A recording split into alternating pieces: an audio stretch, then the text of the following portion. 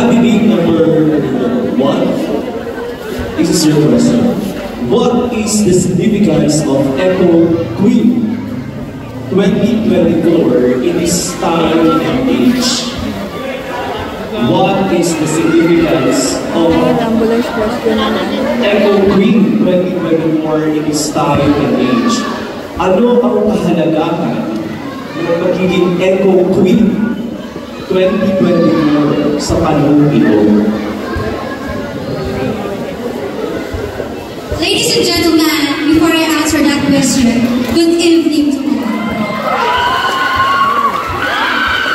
Bilang pong isang Echo Queen, gusto ko po maging isang modelo para sa mga kabataan na katulad ko para maligtas ang ating kalikasan sa pamamagitan ng proper segregation. Dito nagsisimula ang lahat sa pagtapon ng basura dahil dito po nagsisimula ang pagbaha at pagkasira po ng ating mga ari-arian. At laging tandaan na ang pangalagaan ng ating kapaligiran upang magkaroon ng magandang kinabukasan. Maraming salamat po.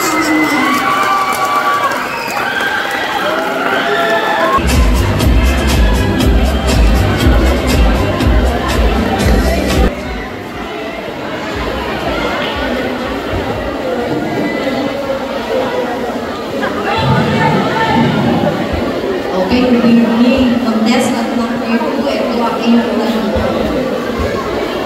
Which environmental issue do you think needs the most attention right now and why? Which environmental issue do you think needs the most attention right now and why? Sa Tagalog, anong issue sa kapaligiran, sa palagay mo, ang higit na nangangailangan ng pansin sa ngayon at bakit?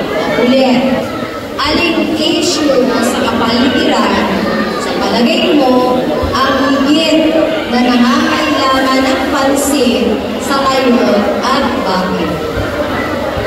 Good evening to all po.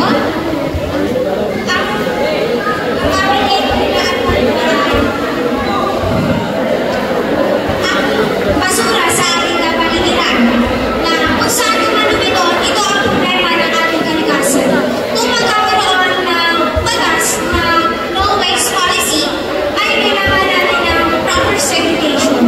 Dahil sa ating mga kapaligiran, ito ang problema natin. Kaya bilang isang kabataan, ito ang aking kinakatutunan na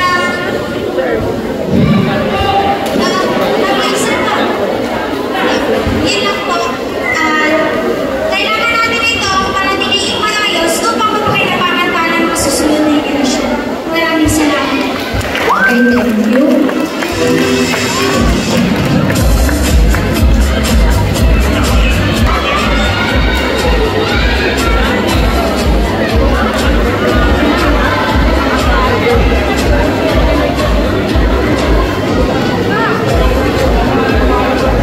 Ayan, para sa iyo, contestant number 13. Ayan, so this is your question. What motivates you to participate in environmental protection efforts? Again, what motivates you to participate in environmental protection efforts? Sa Tagalog, ano nag-uudyok sa iyo na makibahagi sa mga pagsisikap sa pangangalaga sa ating kapaligiran? Good evening, everyone. What motivates me is myself because I know that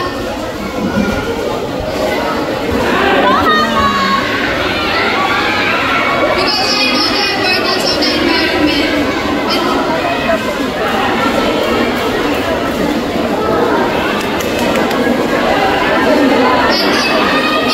it needs to love and care of.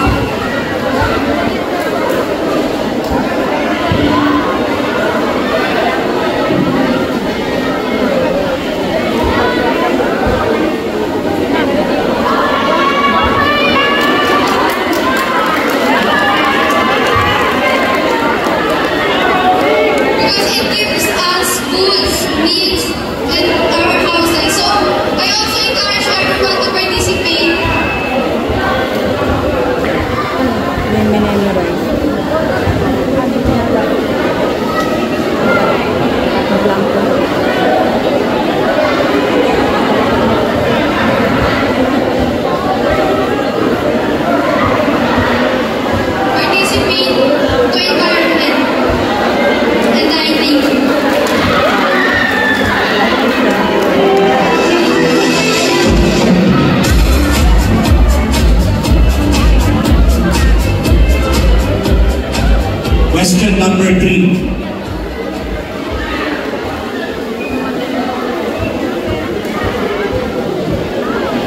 Question number 3.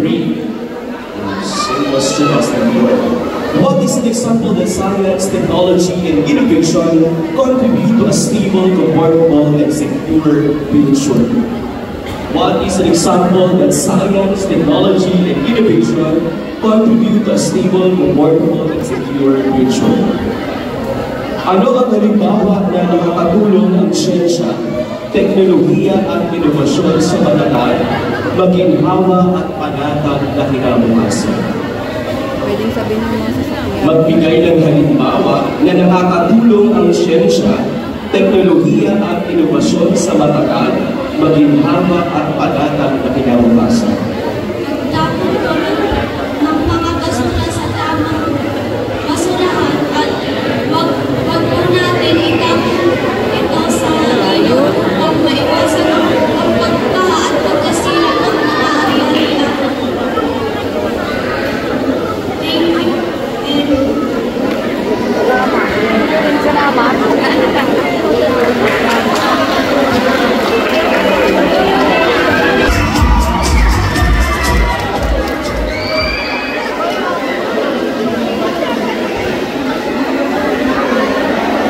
Okay, good evening, contestant number 9. Ang tanong, aside from climate change, what is the biggest threat to Mother Earth and why?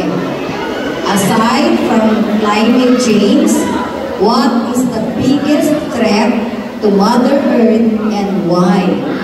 Bukod sa climate change, ano ang pinakamalaking banta sa inang kalikasan at bakit? Bukod sa climate change, ano ang pinakamalaking banta sa inang kalikasan at bakit? Good evening,